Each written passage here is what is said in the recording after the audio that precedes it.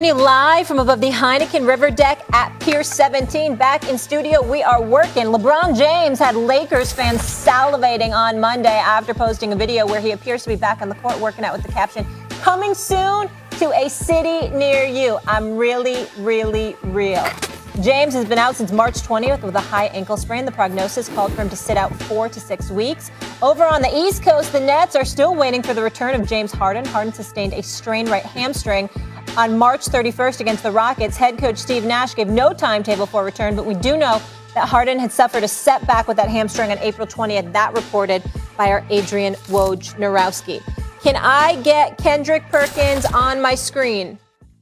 We will get him in just a moment. He's not ready. There he is. There we go with the Cheshire Cat smile. I need that good energy this morning. What's going on, Big Perk? What's happening? I'm going to start with you here, though, Max. Which return from injury are you anticipating most? Is it King James or Harden? It's actually James Harden. Schroeder has grown in LeBron's absence, and that'll be good and everything. But here's the thing, guys. Who are we playing right now? Who are we kidding right now? When James Harden gets back, let's remember, when it was just him sometimes, or him and Kyrie, they were beating everybody. They have the best record in the East now. The three of those guys have hardly played together. I'm saying when Harden gets back, and it's Harden and KD and Kyrie, and KD's fully integrated in terms of the minutes and everything, this is going to be the greatest offense in the history of American team sports. This is going to be like the Golden State Warriors were, but better. Because with the Golden State Warriors, at least, like, what could you do? One of two things, right? You could say, well, make Klay put the ball on the floor and make decisions, which he could do. But it's not like that's what he's there for, right? So the third member of the big three on offense here is Kyrie. You want to have him put the ball on the floor? Good luck with that. He's going to kill you. And the other thing is we saw a Houston team against that Golden State team, just by shooting so many threes and playing that D'Antoni system, come close to knocking off a fully loaded KD Golden State Warriors team. Here's the thing, though. D'Antoni, they're running D'Antoni's system in Brooklyn. His protege, Steve Nash, is the head coach, and D'Antoni's sitting on the bench. So good luck with that. You're not going to out D'Antoni that team. When Harden gets back, I look forward to seeing the greatest offense in any sport ever assembled. The answer is James Harden. You're wrong, but nothing new there. The bottom line is this. When you look at the Brooklyn Nets, I would remind you, Max Kellerman, that they're 41-20. They're the number one seed in the Eastern Conference. Kyrie is still a showstopper. And when Kevin Durant is in the game, we know how prolific he is. You are right about the fact that the three of them together, they've only played 7 games together. And once the three of them together, we might see the most prolific offense we've ever seen. They're pretty damn close to prolific right now. But that's neither here nor there. My question to you is, albeit rhetorical, have you seen the Los Angeles Lakers without LeBron James? They've lost. They recently lost 4 straight before winning last night. The fact of the matter is they've been struggling. They're the 5th seed in the Western Conference. And actually, Max Kellerman, to some degree, it's almost because of the greatness we anticipate from the Brooklyn Nets that we need to see LeBron out there. Why? Because AD was gone. He was gone for 2 months after irritating his calf. And we wondered about his health. And obviously he came back rusty, but he'll be fine. And then you acquired Andre Drummond. And so because you acquired Drummond and you've got AD coming back, we want to see, once LeBron arrives, because he's the man and he runs their offense, what the Lakers are going to look like and whether or not they're going to be ready to stave off this juggernaut in, as we know it, the Brooklyn Nets to be, or expect them to be. That's why anticipation for LeBron appears to be more profound, because we already see where Brooklyn is already and can only imagine what they're going to be once they get James Harden. LeBron is the only person, him joining the rest of the Lakers, that gives you some hope that the finals is going to be competitive. All right, let's get Perkin. Well, I see it like this here. First of all, Max, I totally disagree with you. And here's why.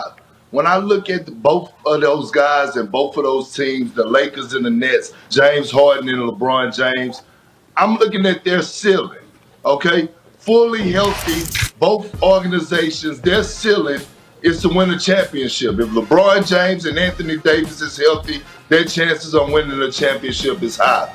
If James Harden, Kyrie Irving, and Kevin Durant is healthy, their ceiling on winning a championship is high. Here's why I say LeBron James I'm anticipating LeBron James coming back, and the Lakers need for him to come back. Okay? Without LeBron James, the ceiling for the Lakers is maybe getting past the first round. Going to the second round, maybe getting to the second round, but getting swept. Okay? They might not get out the first round. I'm setting the bar pretty high by saying getting to the second round. They might not get out the first round. When you look at the Brooklyn Nets and James Harden, Kevin Durant and Kyrie Irving both are capable of taking the Brooklyn Nets to the finals without James Harden. Are they capable of winning a championship without James Harden? No, but they're capable of taking their team, and their ceiling is going to the finals. When you look at the Los Angeles Lakers, I'm like, if LeBron James would have been missing for the whole part of the season, they might have been in the lottery. So right now, LeBron James has to come back because they have to build chemistry. This is not their team from last year. You have Ben McLemore, you have Andre Drummond, who's only played about 10 games in a Laker uniform. Anthony Davis coming back off an injury. Frank Vogel has to figure out his rotations. At least the Brooklyn Nets, the role players have now found their way. Joe Harris knows his role. He knows how to play off of Kyrie Irving. He knows how to play off of Kevin Durant. He knows how to play off of James Harden. So I'm anticipating LeBron James. Look, you guys are answering a different question. Is it whose return is more important for their team? Yes, I agree. What are the Lakers going to do without LeBron? The answer is nothing. What do we really need to see when LeBron gets back? Can Schroeder do Rondo in the playoffs, right? And we know they're defending champs. We know if they get it all together, they have a good chance to get out of the West. This is what I'm saying. We have a chance to see something we've never seen before in any sport. In any of the Peyton Manning Colts offense back, they would just think of a great juggernaut kind of offense in any sport, not like this Nets team. You bring up Joe Harris.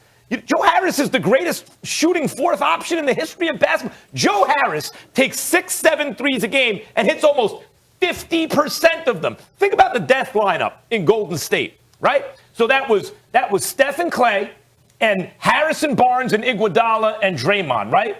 How do you like this death lineup? Because instead of Iguodala shooting the three, it's Joe Harris, one of the best three-point shooters we've ever seen.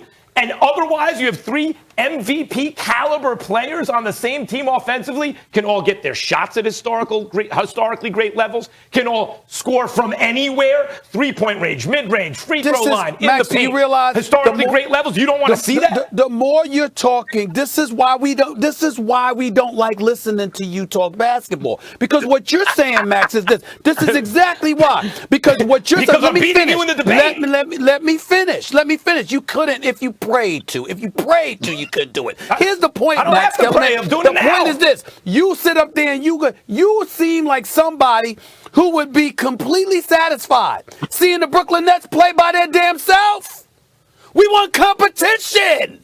We don't want to just sit up there. We don't want to just sit up there and see like a damn virtual layup line or some and one game or something like that. We want to see competition. We want to see you go up against a monster. Two monsters going up against what you got.